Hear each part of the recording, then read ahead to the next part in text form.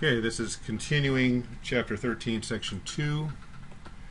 First off, I want to do a correction on number 10. I left off a step, so I want to fix that real quick, and I don't want you to do it wrong when you do the problems.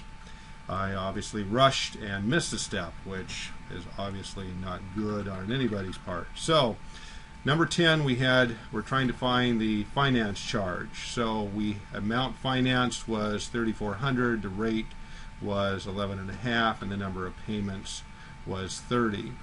So principal, anytime we find interest, principal times rate times time, and I forgot to do the time part, we're just rushing.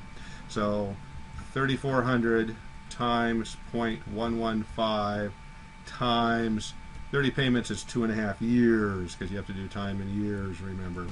And so the finance charge would be $977.50, which makes a whole lot more sense.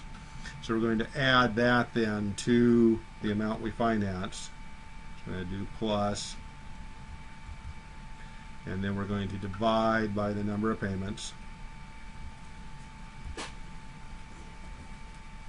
Let's see here. Add those back up here. So 955.5 plus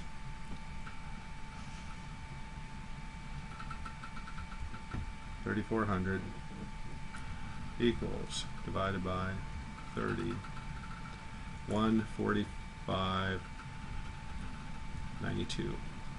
Okay? And those should have been the correct answers, because I forgot to multiply by the 30, as hopefully some of you caught on the previous video. So I wanted to start with that to clear that up in case somebody was saying, no, that doesn't look quite right. Well, it wasn't. So now let's continue. Number 21 is going to calculate your annual percentage rate using the formula that they give you in the text. And it's kind of an interesting little formula here. So we need to take a couple of minutes and fill this whole thing out in order to be able to do it. So we have 72I over 3P, which is the principal, I is the finance charge, N is the number of months in the loan plus 1, plus the interest rate times the number of months in the loan minus 1. So it's kind of a complex little fun thing. So let's just fill in what we know to see how they got that. Well, 72 was given, so that finance charge they already computed then was $31. Okay? And that's going to be over 3 times the principal, so 3 times 500, okay, times 1 n plus 1, so the number of months in the loan plus 1, so that's going to be 13 then. And we're going to add that times the finance charge, which is 31, times the number of months in the loan minus 1. Well, if it's 12, take away 1, it's going to be 11. So that's kind of a fun little program then. So, it's all calculator. So, 72 times 31 is going to give us on the top here. And on the bottom, we have 3 times 500 times 13 equals, we're going to add 31 times 11. Okay. So we're going to add up our bottom numbers now.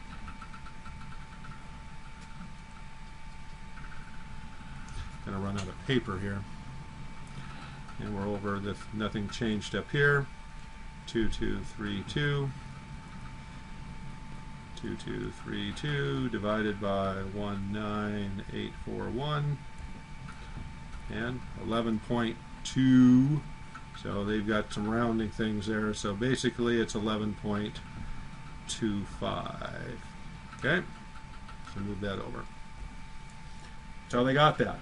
Kind of interesting. So let's do another one. Okay, I wrote the formula out again here. First off, we have to figure the finance charge, because they didn't do that. So that was part of the problem here for this next step. Well, they did the monthly payment and the number of payments.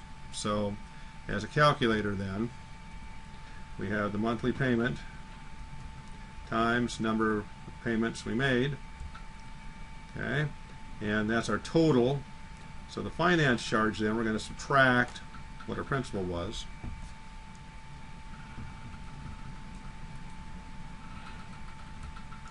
Okay, so we would have 808.72. So that's our first step. So now we have to plug everything into our formula. So I'll set that off to the side for a second. So we had 72 times our finance charge, which is, we just calculated. And that's all over 3 times the principal, 2450. Number of payments plus 1 is going to give us 37, so 36 plus 1. We're going to add that to the interest, or the finance charge, which is 808.72, and we're going to multiply that by the number of payments minus 1. Whew, lots of fun here. Okay, so we have it all set up. So the setup is just plugging everything into the formula. So now we just have to go back over here to the calculator and figure out what our numbers are. So 72 times 808.72 equals, so this is our number on the top. Alright, so our number on the bottom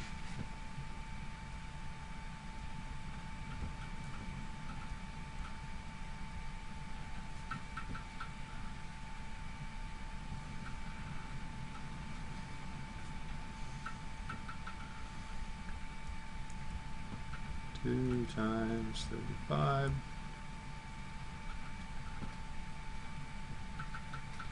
And we're going to add that back to our other number here. Alright.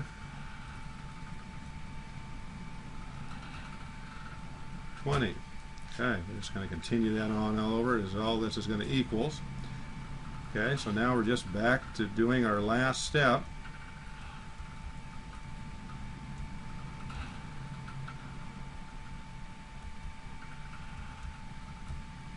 Okay, and so the APR then is going to be 19 point, you can see it there on the calculator, 0.39%. Okay, the math is pretty straightforward. It's just a lot of steps. So just, I would write the formula down right next to the problem and then plug everything in, and then just get your calculator and plug in the numbers. Number 27, that section there to 32, wants you to figure out the finance charge using the table that we had worked with previously. So they have the table factor that they looked up by finding the number of payments and the APR. So they went to the top of the page, found the APR they wanted, went down to the number of payments, went over and got the table factor that way. And then all they did was take the table factor multiplied by the amount financed. They got the finance charge. Okay, so then they added the finance charge to the amount financed and divided by the number of payments to get the monthly payment. Okay, just kind of like what we did before. So let's kind of work through an additional one. So we have an APR of 12%. So we go to our table, we find 12%. We go down to 36 payments, right? When we do that, I already looked that up, speed us up a little bit, we had 19.75. So that is our table factor by finding the APR of 12 going down to 36. So just, put your fingers down there until you find the one you need. Okay, so then in order to get our finance charge, we're going to take our amount financed, get that up just a hair, times our table factor,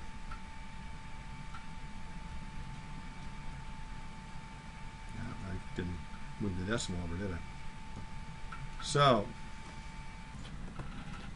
the 19.75 is in the chart as per 100. Remember that step. So per 100. So how many 100 in 7,500? Well, it's 75. So then we have 19.75 times 75 to get our finance charge then, 4,675. So that step there where we have to decide how many per 100, because this was multiplied by 50 then in order to get that. and then add this on to our amount financed. And divide by the number of payments. So we're going to need to pay $249.10 each month to pay off that. So just remember this is per hundred. So remember we have to move that over two spots per hundred. So this would be 7,500 hundreds and then 50 hundreds to get that.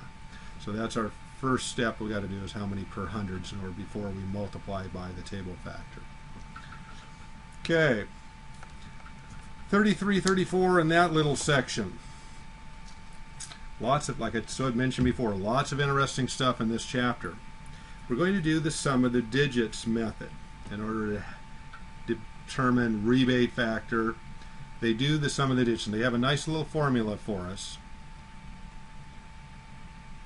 Number of payments plus, so the formula reads then the number of payments and the number of payments plus 1, you multiply that together and divide by 2.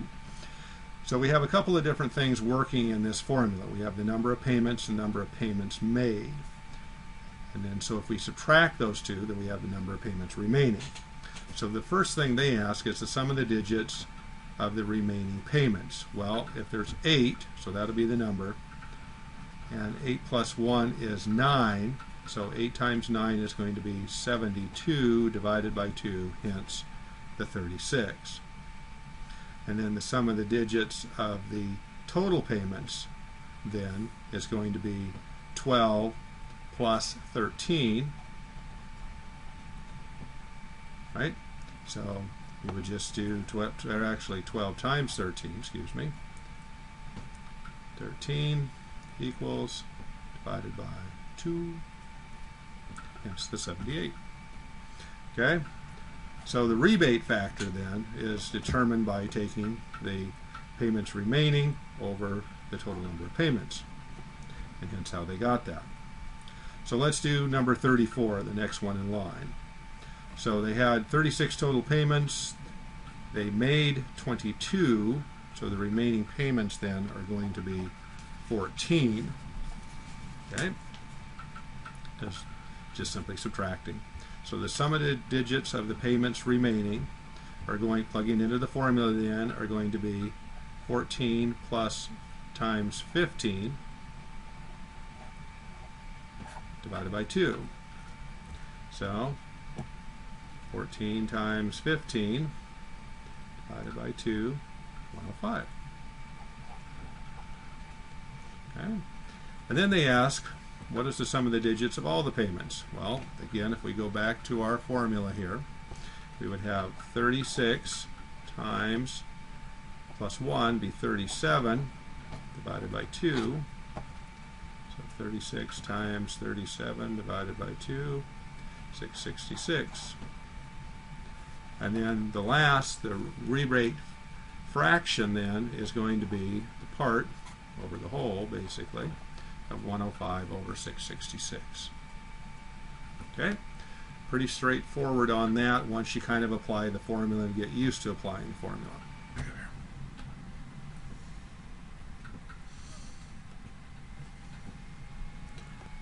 The last section is getting a payoff amount, and how did we determine that? So again, we have information here.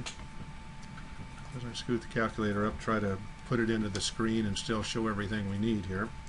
We have the amount financed at $3,000, number of payments, monthly payment, payments made. They've got a fraction then, a rebate fraction of 120 over 300, so we'll figure out how they got that. And the credit, figure out how they got that, and the payoff amount. So there's quite a few steps here. So we have to go back up to what we were doing in the section above by getting the rebate fraction. So we need to do that first. So we would have payments made, right? So we would have, subtracting that, then we would have 15 remaining. Okay, so 15 is that key there. So we would have 15 So it would be 15 times 16 divided by 2. So we would have 15 times 16 equals, divide by 2, hence the 120. And then the total would be 24 times 25, divide by 2, hence the 300. Okay? So how do we get the finance charge then? Well, we have to figure out what is the total finance charges for the loan. Well, if we had 24 payments times the 3,000, well, monthly payment, not the finance, 162.5 times 24, 39. So the finance charge then, if we subtract the original amount, is going to be $900. So that's the interest rate. Okay? So then we take that times the fraction.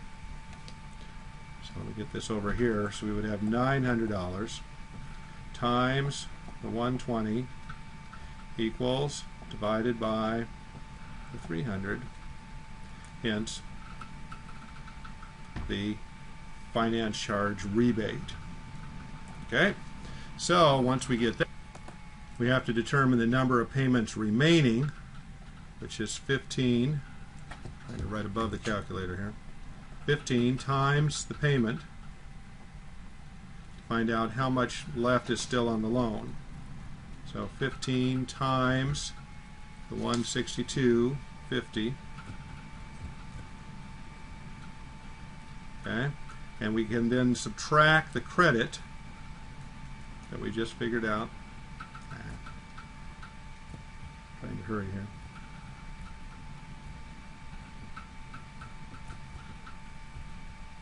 Subtract the credit,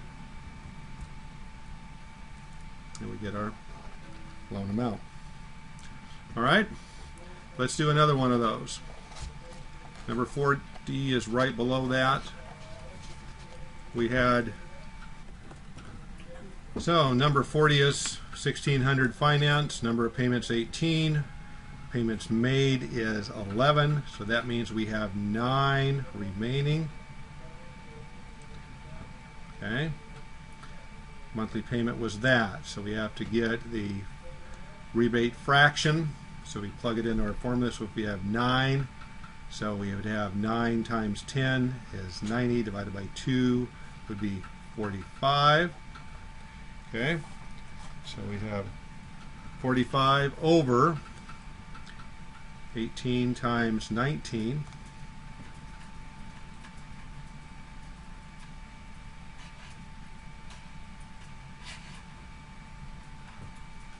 Oh, we have 7 remaining.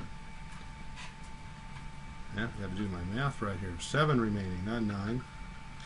I looked at that. So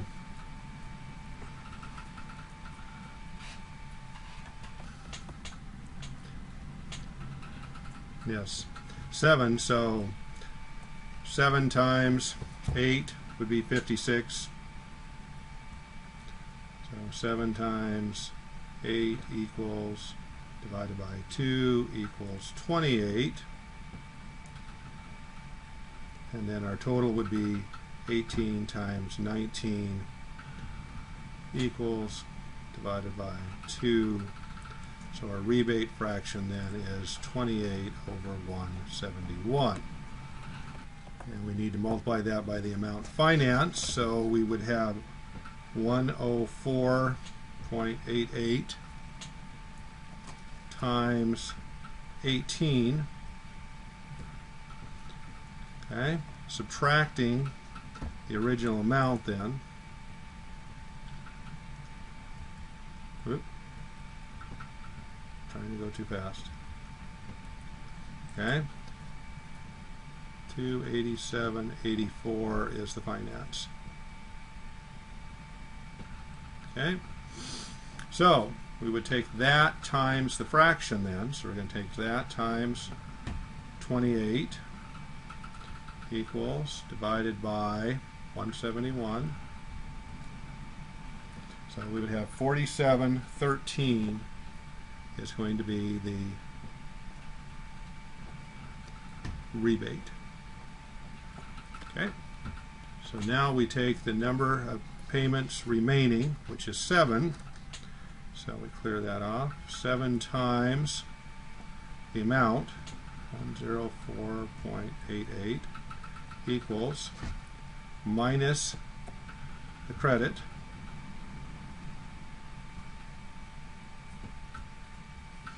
and we would have then payoff amount 687.03. So just go slow and easy. Remember the steps.